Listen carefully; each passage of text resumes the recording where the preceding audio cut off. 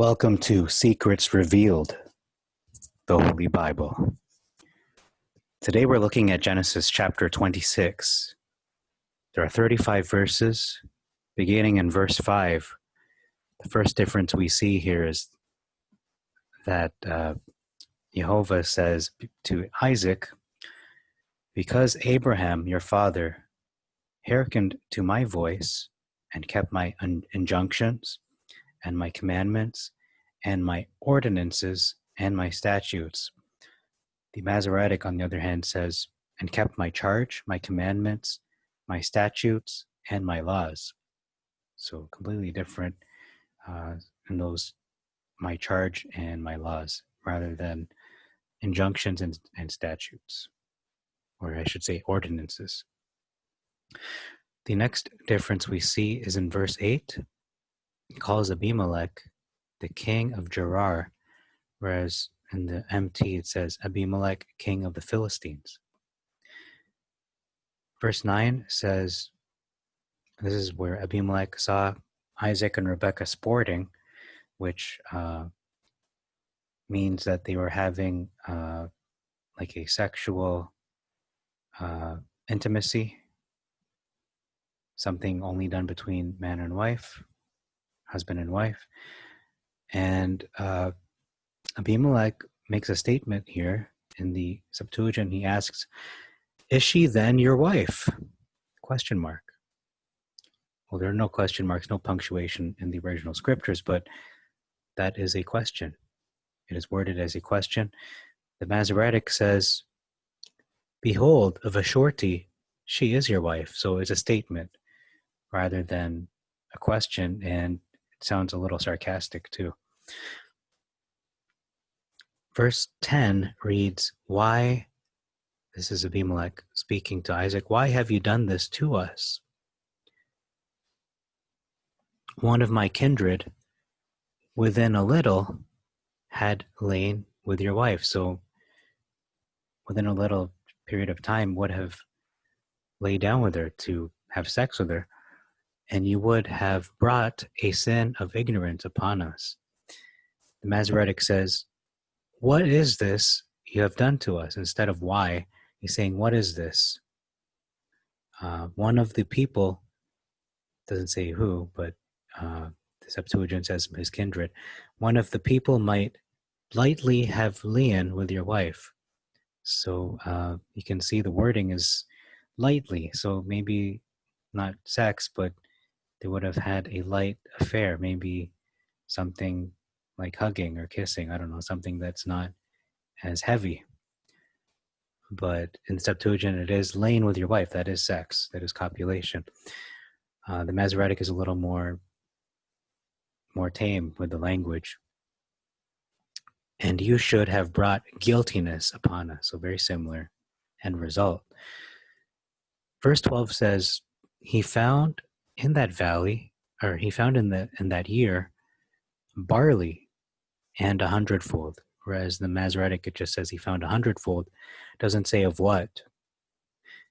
Verse 14, it says here that Isaac had cattle of sheep, cattle of oxen, and tilled many lands, many tilled lands, and the Philistines envied him. In the Masoretic, it says he had possession of flocks, so sheep, possession of herds, I guess you could imply that's oxen, and a great store of servants, which is different than tilled lands. And the Philistines envied him. So that's consistent throughout, the envy. Verse 19 says, "Living water." Isaac found, his servants found there a well of living water versus springing water. I think the idea is pretty much the same. Verse 20, he named the name of the well, Isaac did, or they both called it the well Injury, because they injured him, Isaac. They injured Isaac. The Masoretic says it's Esek, so Esek could very well mean injury, and it says they strove with him. They didn't injure him, they just had a dispute. Not the same thing at all. Injuring someone and just having an argument is not the same. Verse 21 says enmity. They call the other well enmity. Here it's called sitna. Very well could be just a definition of the word, translation of it. 22, we see the same thing here, room. They called it room because Jehovah's made room for us, whereas they called it Rehoboth, but they also use the same reason because there's room. So very well, could just be a simple translation. 25, they dug a well in the valley of Gerar, right there. It doesn't say where it was in the Masoretic, just they dug a well. Place is not given. Verse 29, that you shall do no wrong by us. This is the covenant they want to make with Isaac. You shall do no wrong by us, as we have not abhorred you, they didn't hate him, and according as we have treated you well. I'm going to stop reading there. In the Masoretic, it says that you will do us no hurt. So don't hurt us. Wrong can be hurt, but I think hurt can also imply physical hurt. As we have not touched you, we have not touched you instead of have not hated you. So you can see it's a little more tame in that second word there. As we have done to you nothing but good, as we have treated you well. Okay, so they're similar. And we have sent you away in peace. So that's almost the same for that part. So I'm not including that. Verse 32, this is a big one. The servants of Isaac came and told him of the well which they had dug. And they said, we have not found water. I repeat, we have not found water. There is no water there. Zero. No water. Pointless. The Masoretic says, Isaac's servants came and told him concerning the well which they had digged, and said to him, we have found water. Wow. Completely the opposite of what we just read in the Septuagint.